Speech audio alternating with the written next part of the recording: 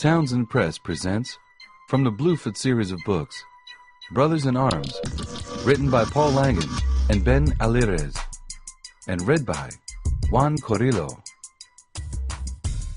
Chapter 1. I'm standing in front of Bluford High School. Blood on my elbows, gash on my head. My ribs feel cracked.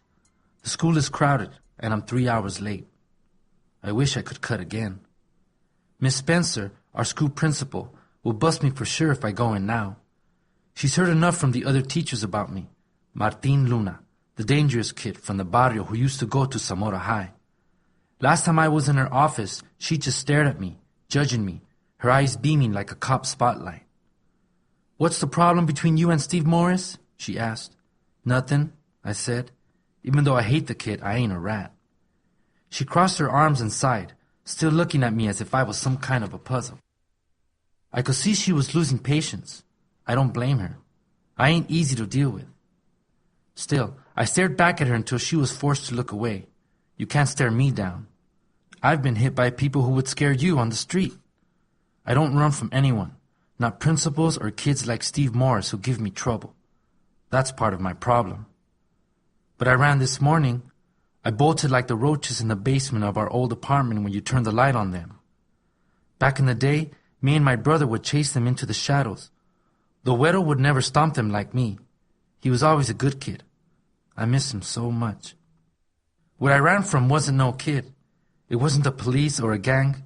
It was bigger than that. And I'm not sure running is even gonna save me. And all I got right now is this school that can't handle me and the words my English teacher, Mr. Mitchell, said yesterday. "Martin, you're talented, and you could have a bright future ahead of you. Don't throw it away. When you feel things getting out of hand, when you know you're getting over your head, talk to me. I'm here for you. I mean that." I shrugged off his words when he said them, but now I'm hoping they're true, because I feel like I'm being swept away. I'm over my head. I realized it this morning, but it's been happening for months, years actually. Now I gotta make a choice. I see the security guard at the door watching me. He's talking to someone on a radio. Miss Spencer is on her way out to me. This is it. What should I do? All this started on July 10th. I remember exactly what happened because I still dream about it. Sometimes I wake up in the middle of the night covered in sweat, my heart jumping against my ribs. I'm never gonna forget. Me and my 4 homeboys were hanging out in the alley behind my friend Frankie's house. We were watching him wax his 1972 Pontiac Le Mans. Chrome wheels and as blue as the ocean. The car was Frankie's baby. If you asked him, he'd say he treated it better than any person. It's true. The Southern California sun was beating down on us, making the concrete so hot the bottoms of our shoes got soft and sticky. But we had music from the car stereo. And Chago, one of our boys, had a case of beer. I never drank the stuff because I saw what it did to my father and what he did when he was drunk.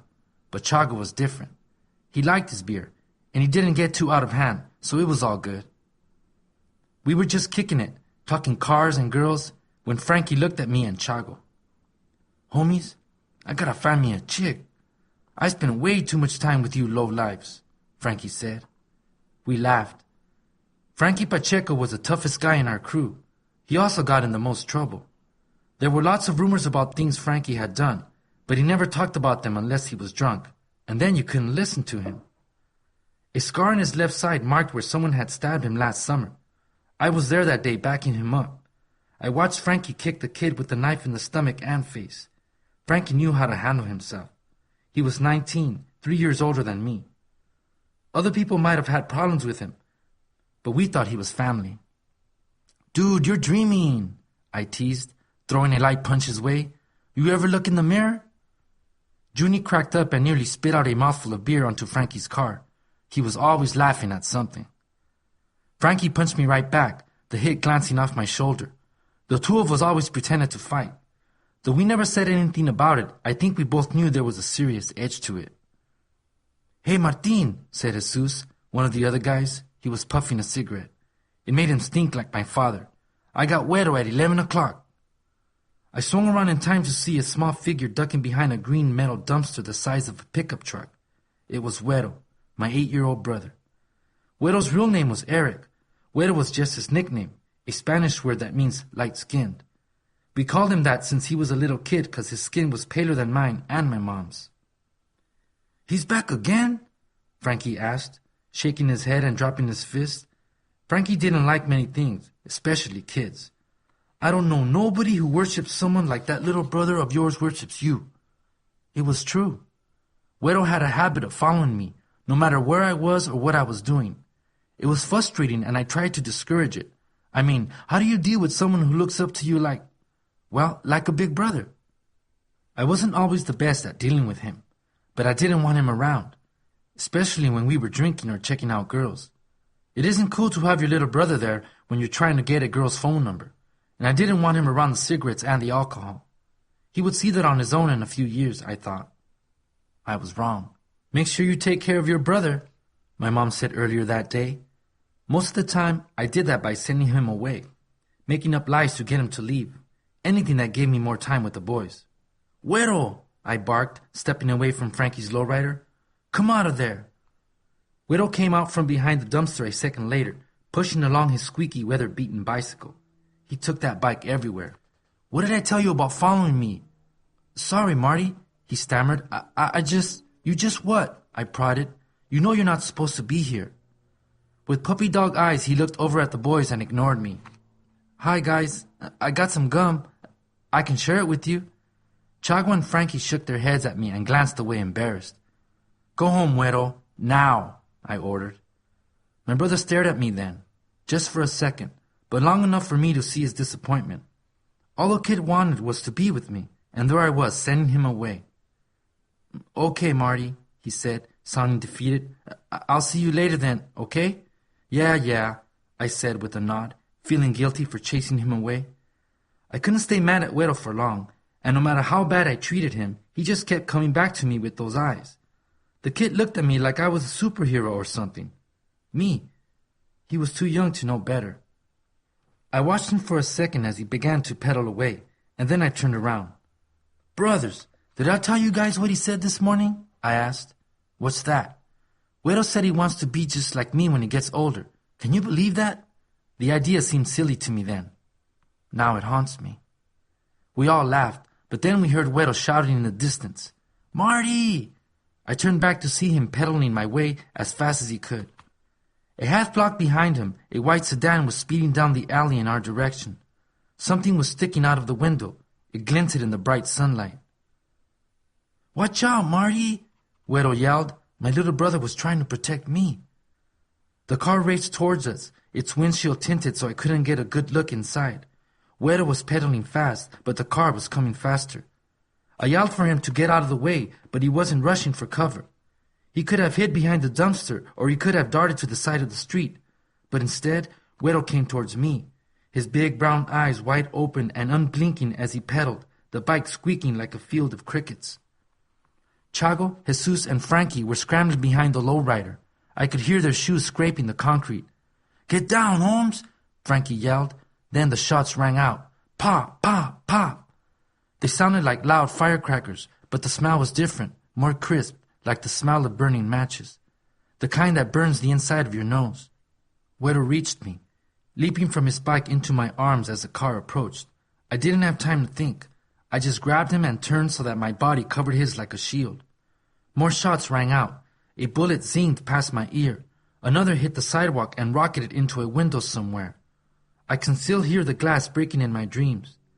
Then, just as suddenly, the bullet stopped.